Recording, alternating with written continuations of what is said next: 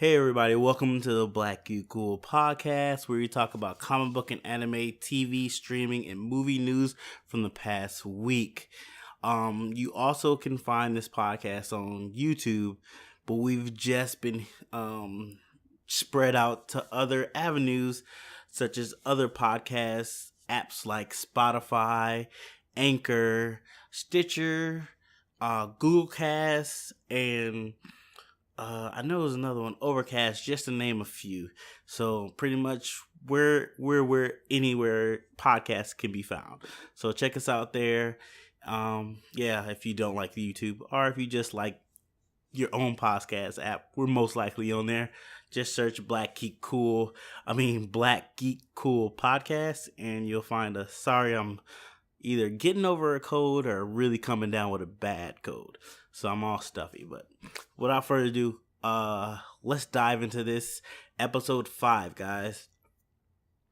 So CW is about to start filming their Batwoman TV show. I believe it's still starring Ruby Rose. I don't think that's changed. I don't know what her cast is going to be yet. I maybe should have looked that up a little more, but I don't think it's out per se. I think they're just, finally getting, doing pre-production, getting places and stuff like that. But it's good news to see the CW's about to pump out another show. The Arrowverse / I don't know what verse Black Lightning is. I think he's in his own universe / Supergirl, because I'm pretty sure she's in her own universe, unless they've merged them together by now. I'm not sure. It's good to see these shows still going, still doing well, still getting good ratings. I'm not gonna lie, I stopped watching Flash after season 4 because I got tired of everything being his fault. Like every time he did something, it was his fault that everything else was screwed up. So maybe I'll try to check back in. I heard they have his kids on now. Let me know if I'm wrong, but they're saying it's getting good again. But it usually gets real good in the beginning of the season, and then halfway through, you find out it's something he did again to mess everything up. So I hate that, but hey, people seem to love it. In Arrow, I didn't even finish the first season of that. I got tired of killing everybody. It was weird. But let me know if I'm missing out on something. Maybe I should go back into these shows. But I don't think I'm going to do it anytime soon. But hit me in the comments or hit me on Twitter. Let me know if I should really go back to Flash or any of these Arrowverse shows. I still need to finish the first season of Black Lightning. I started watching it, but then it started to get weird for me, and I let it go. But maybe I should check back into it. But other news, so Bird Box, which everybody loves, has a little bit of a controversy going on. Apparently, Netflix used some real life tragic events in their movie, kind of stock footage they got from some one company which said they labeled it as a real life tragedy, but there was footage from it. Netflix used that footage in the movie, but they are refusing to remove that footage. So people are a little upset by that.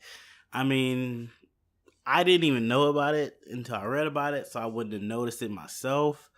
But I can understand people who lived through that tragedy, seeing that, being upset by that. I can understand that. And I think it's only right for Netflix to just cut that part out. It's like 2 seconds, maybe 3 seconds in the movie, and it doesn't really change the movie all that much. So I think it would be okay for them to cut it out.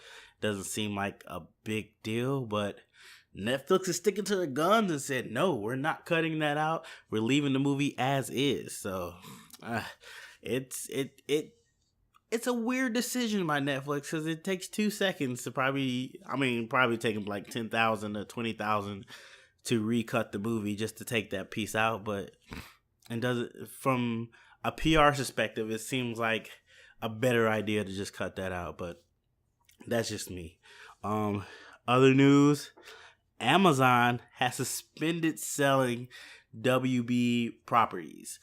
So I guess they're in kind of what's it called? I forgot what it's called. When Amazon and WB are in negotiations of a price consensus for their advertising budget for them or something like that, to where they get a cut of what they sell.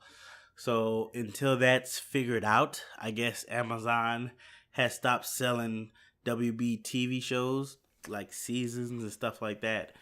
So if you go to their website and try to watch one of the seasons of one of these WB shows, and there's also other networks too involved with it, kind of smaller networks, a couple big ones, but if you go try to watch a season of a show, it says this show is not available to be sold because of some negotiations they're doing, or terms of sale with said company, it says. So that is kind of interesting and weird. People seem a little upset, but you can't be too mad. Like, you're trying to make sure you get your money before you get other people's money, and I respect that. But it's weird though, because how much stuff Amazon sells at WB, being they just got their whole DC verse app and stuff. Aren't they selling most of their stuff on there? Because I looked for Reign of Superman, because that just came out. Heard is pretty good, and it's not on a DC app, so that's really weird. Why wouldn't you put it there? I would think that would be the first place it to go, but that's just me. Maybe they're still contractually obligated to let it be produced. Let it be distributed other places before it goes to the DC app. So there could be still that. But yeah, that's kind of weird, but that's where it's going. But speaking of the DC app, apparently Young Justice, Outsiders, and Titans are like big hits for DC Universe. Like, they say it's doing really well streaming wise for them, which is good because that was kind of their anchor shows for their whole launch. So it's good to hear they're doing good. I did watch the first episode of Young Justice Outsiders. I should have a review of that sometime this week. I'm still watching Titans. I'm on episode 5 now. So I should have a review of 4 and 5 out this week too, if I don't get too busy. Yeah. But so far, I'm happy with those two shows. They're not super great so far, but they're good. I can't say they're not good. That'd be terrible to say. But to the level of like Netflix's Marvel shows when they first came out, it's apples and oranges right there, because those Marvel flicks when they first came out were amazing. So I can't give DC. They're not at that level yet. They're trying to get there. I give it to them. They're trying and they're making steps in that direction, but they're just not there. They didn't hit the ground running like Marvel did with the Netflix shows. So, and now they're going to have even more competition once the the Disney Plus shows come out, which I believe are supposed to come out this year. I believe at least 1 or 2 of those shows are supposed to come out this year, if I'm not mistaken.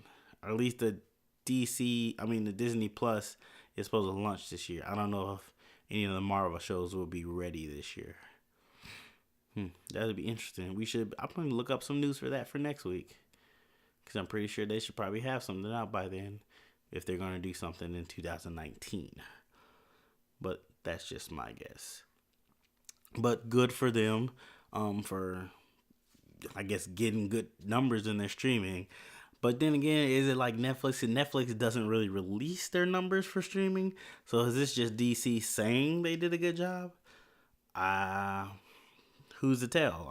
I didn't see any actual numbers from DC.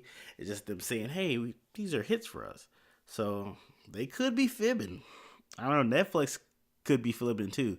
But Netflix has that money. They got a lot of money behind them, so they can't really. They could fail, but Netflix has failed with movies and shows, but they still hit you with good stuff. So it's the only time we'll tell if this DC universe is here to stay or will it fizzle out.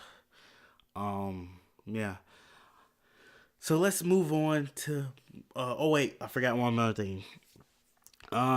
There's a new animated show that Michael B. Jordan, I believe, helped produce and stars in. It's called Genlock.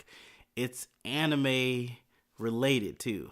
So it's a kind of a mech anime, um, kind of to the lines of like Gundam and oh, I forgot this one.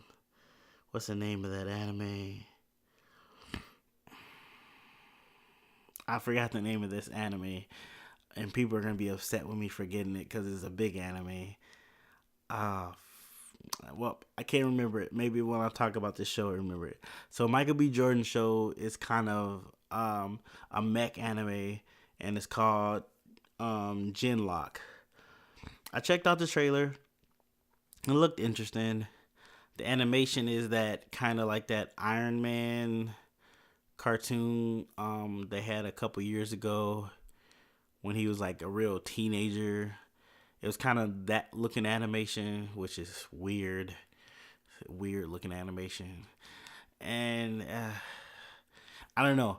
I'm a little interested in it. I have to see the first episode at least, because I gotta support my dude. He tried to do something, going outside the box. Even though Jaden Smith did his own anime, which was I watched that. Hit me in the comments or on Twitter if you watched. What is it? I don't even know what that's called. It's on the tip of my tongue. I watched this Christmas special too. It was really weird.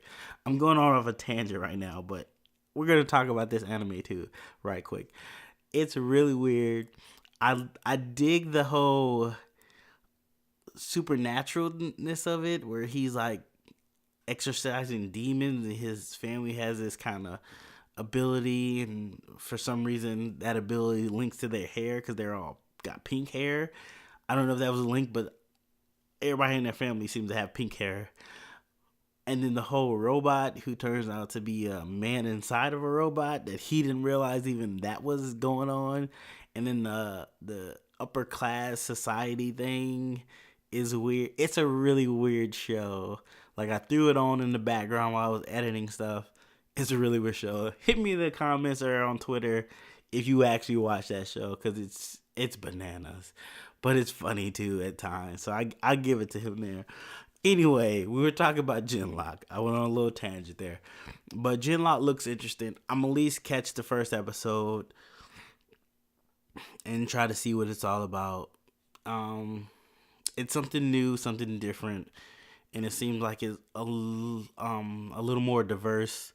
So that's always good to see a diverse anime, even though it's kind of an American anime. But The Last Airbender is kind of anime-ish, because that's American, but kind of anime, but it's really good. So I don't think this is going to be that. Don't quote me on that, but I don't think this is going to be that. But I'm going to check that out.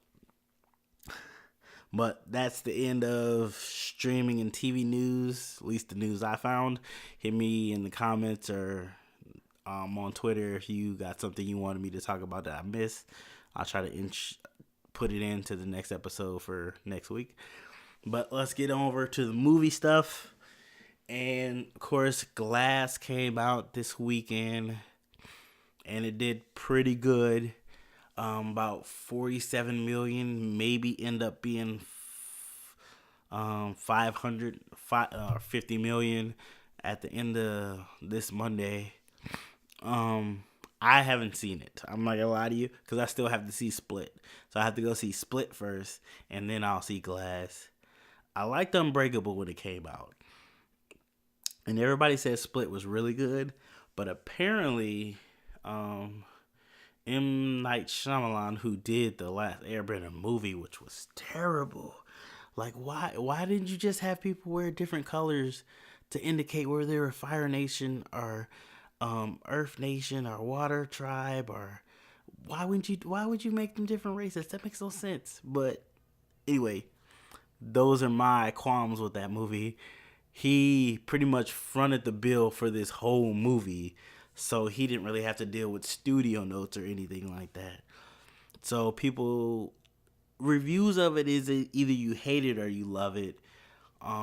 They say the third act is kind of harsh, but I don't know. I have to see it for myself, but this is not the movie that's gonna put him back on top. This is not gonna put him back like Sixth Sense did and have him up there.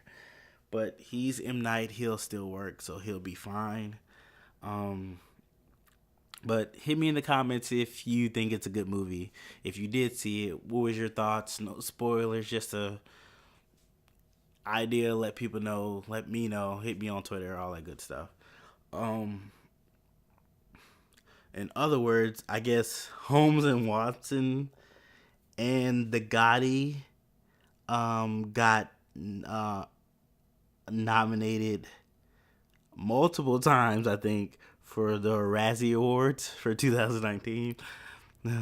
Holmes and Watson, um, Will Ferrell, and I forget dude's name. He's funny though. I forget his name. He was in Shut Up Rabbit.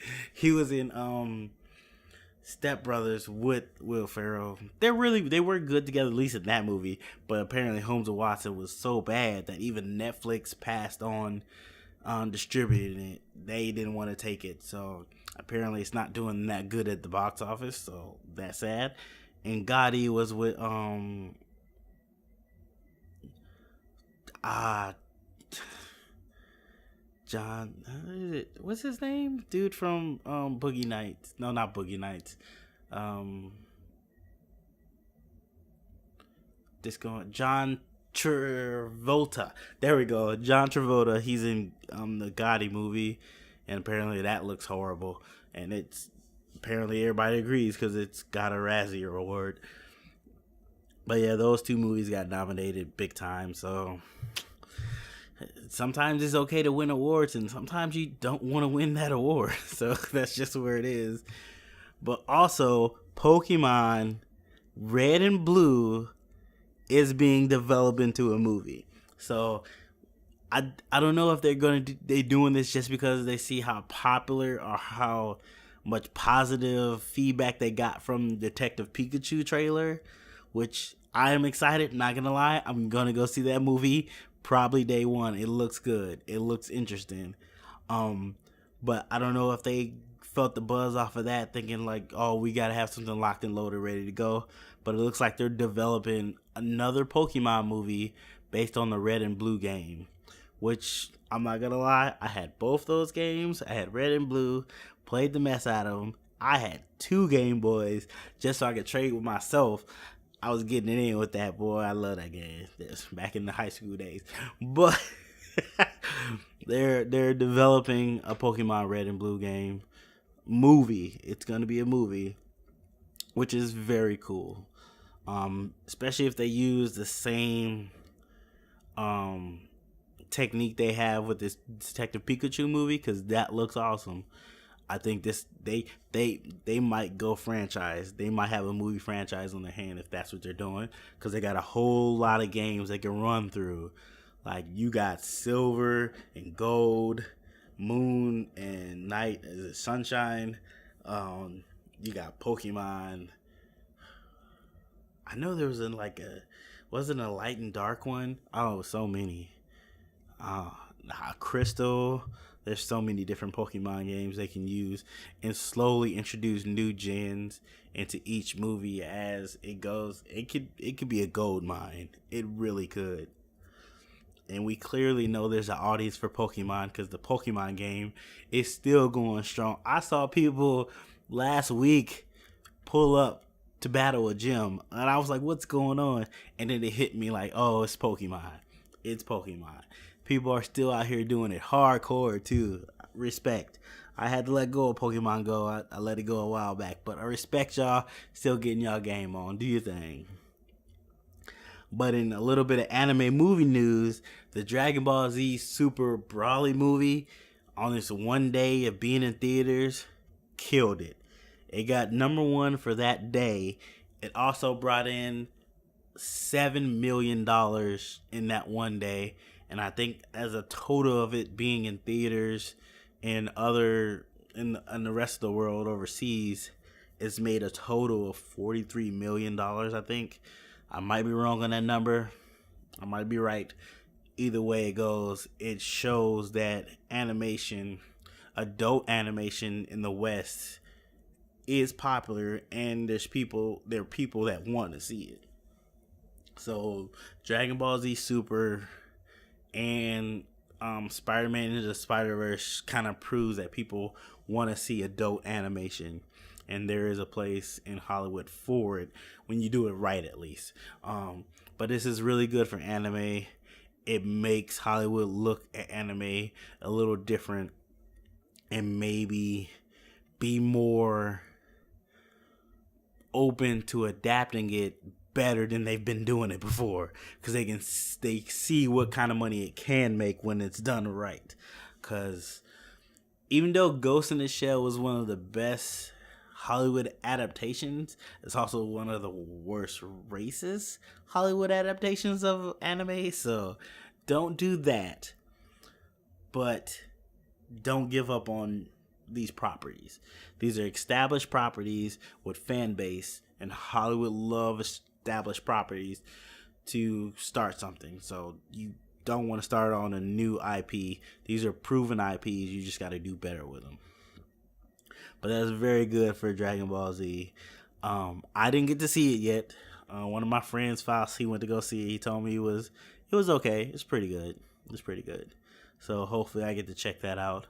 Oh, but I did see the trailer to, what is it? Bright. I should have wrote this down. I forgot to write it down. Brightburn. Yeah, Brightburn. The James Gunn produced kind of evil Superman movie. He only produced it. He didn't. I don't think he wrote it, and I know he didn't direct it. But I saw the trailer and it looks good. I'm in. I'm very interested in what this movie is gonna be like. And they say that the trailer might have been only like maybe 20-25 minutes of the movie, maybe. So I'm very interested in that concept, the whole concept. It's basically the concept of Superman being the Red Sun one, but a little darker.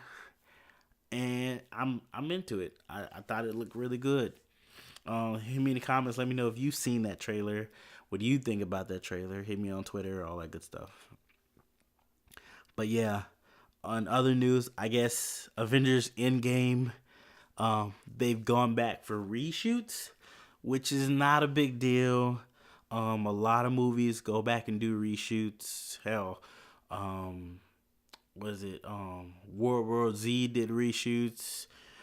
Rogue One did reshoots that made it a very good movie. But then again, Solo, they didn't do reshoots in Solo. They just shot a whole new movie in Solo. So those are the bad ends of reshoots when they happen. What other movies did reshoots? I think Avengers Infinity War did reshoots as well. So reshoots aren't always bad. They could actually be positive. You test out the movie, find out something doesn't work very well, go back and change that to make it work better and make the story more complete, make it easier for people to follow, make it more enjoyable for people to follow. So I don't think it's a big deal that they're doing reshoots. I think it probably should help the movie out. But then that means a lot of stuff that, and I guess there were a little bit of spoilers people saw on these reshoots. I'm not big on spoilers, so a lot of my news I try not to look in any of the spoiler stuff. Like when toy leaks, I at least tell you about it. So if you choose to go look at that, that's your choice. I try not to look at it because I want to kind of be surprised when I go see the movie. That's part of the experience of watching the movie. But apparently there are some kind of spoiler things in these new reshoot photos that people have seen that leaked out. And of course, toy merchandise always leaks out information about movies because, hey, you gotta have that toy, that product out there for that movie so people can buy them after that movie. And if you don't advertise it, people don't know it. So it's just a monster of the beast. You got to do A to get B. But yeah, so Avengers Endgame doing some reshoots. Hopefully it's going to improve the movie and make it better. But it could go either way, but I don't think there's a reason to worry right now. Also, I guess Godzilla vs. King Kong has started filming in Australia. This is for you, Faust. I know you love Godzilla. I'm a fan of that King Kong movie. That last King Kong movie was pretty good, but the last Godzilla movie was really terrible. Really terrible. But they started shooting, so I do realize they're supposed to be doing like a combined universe. That's their plan anyway. So that's exciting. Oh, I gotta sneeze. Hold on. And I'm not cutting that out. Not at all. Because it's really late at night right now. And I'm not going to cut that out.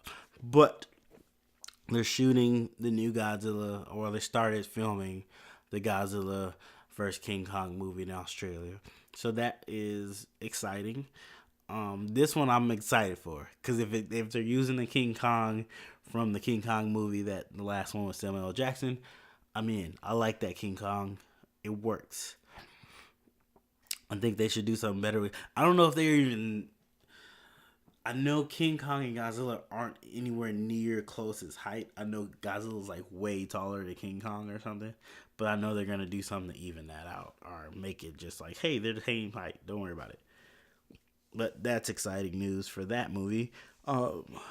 Also, Disney is working on a live action Hunchback of Notre Dame, which they're just going to call it Hunchback, I believe. And it's going to be with Josh Gad. Apparently, he's in rumors to be Quasimodo. And I did like the Hunchback of Notre Dame, the Disney one. It was pretty good. Good story, good animation, character development was good in it. I don't know if I'm gonna like this live action remake. As of so far, only live action remake of one of these Disney tales I've watched is, which one did I watch? Honestly, I don't think I've watched any of the live action remakes. What have they been? They've been Maleficent, didn't see that. Beauty and the Beast, didn't see that. For some reason, those are the only two I can name. I mean, Sleeping Beauty, I think they did. No, Cinderella. Didn't see Cinderella. Oh, Jungle Book. I seen the Jungle Book. That was really good. So I've seen one out of four, maybe. Hit me in the comments or Twitter if there's more than four. I'm pretty sure there's more than four. But so far, I've only seen one out of those four, and I like that one. But I do plan on seeing Lion King, Aladdin, and Mulan. Those are three I definitely plan on seeing. But I don't know. I like Josh Gad. I might go see this Hunchback of Notre Dame. I might see this Hunchback of Notre Dame. Yeah. Um, yeah. I might see that. But in other news, there's I don't know if it's rumor or if it's true or if it's just word of mouth, but apparently the Shazam costume costs $1 million to make. So, oh DC, you spent $1 million on this costume and it looks good. I'm not gonna lie, it looks good. But $1 billion, my dude, that seems like you guys really, really need to ring that budget in. $1 million. Ugh. $1 million. That's a lot of money for a costume.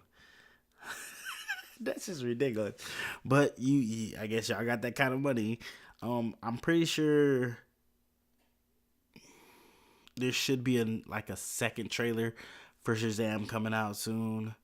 I know there was like some little sneak peek about the guys in their lair or something. I didn't watch that yet. I might check that out later today. Yeah, but $1 million. Huh. I am interested in how the Shazam movie is gonna go. I am interested, but $1 million. Come on, guys. It just makes no sense. Yeah, $1 million. But also, Spider-Man and the Spider-Verse won another award. I don't know if it was just best animated movie I think it was I'm not even gonna lie to you because I didn't write it down.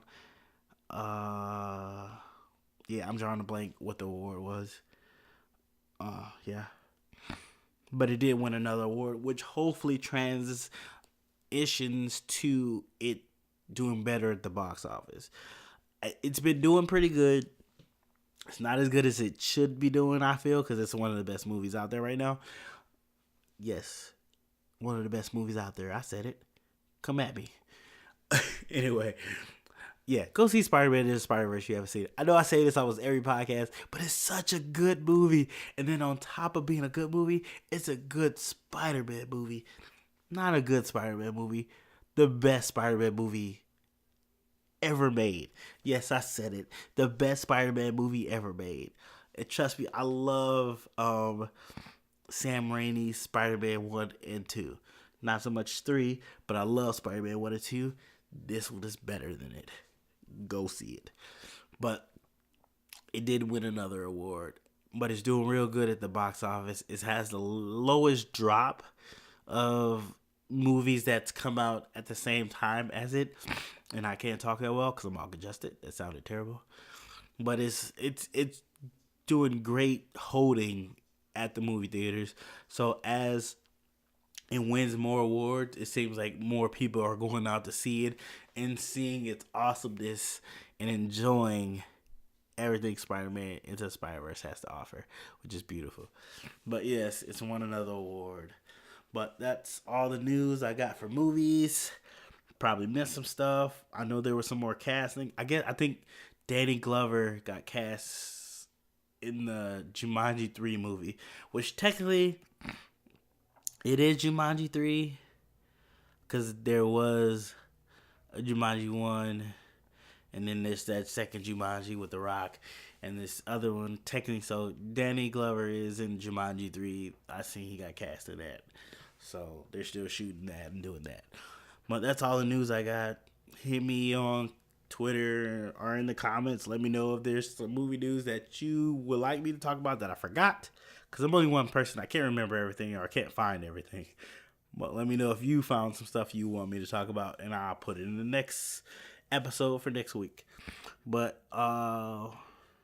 as I do at this point, I'm giving my couple shout outs of people that's either supported the channel, supported the podcast. And first up, my boy Mike. Appreciate you. Or Michael. He doesn't like to be called Mike. He likes to be called Michael. Michael, I appreciate you checking out the podcast, giving me feedback on the podcast. I know it's now one of your favorite podcast apps that you use, so now you can listen to me all the time. And congrats, man, on Aquaman hitting $1 billion. I know that's your guy. That's your favorite superhero. So congrats. I'm happy he came out and did a great showing for you. And you said you loved the movie, even though you did say it was a little long too. I feel you on that. But thanks for your support. I really appreciate it, man. Also want to say thanks to my wife who watches the kids while I go downstairs and record this podcast. I love you, babe. Appreciate your support and appreciate you watching the kids so I can do this podcast. Love you a lot. Also, who else? Oh, thanks, Boog. He told me about the Spider-Man Into the Spider-Verse movie when they had early showings. Appreciate you letting me know that, man. I don't know if you listen to the podcast, but you always tell me I'm doing a good job on doing stuff. I'm always telling you about the stuff I'm doing. You're always very positive and always telling me keep at it, so I appreciate that. But yeah, thanks for listening, guys. As always, you can catch me at Black Geek Cool on Instagram, Twitter, Facebook, and of course on YouTube at Black Geek Cool. You can also catch my podcast on other streaming podcast apps like Spotify, Anchor, Stitcher, Overcast, Pocket Cast, and etc. Just look up Black Geek Cool Podcast and you can find me there. And I appreciate you guys listening, and I'll talk to you guys in the next one.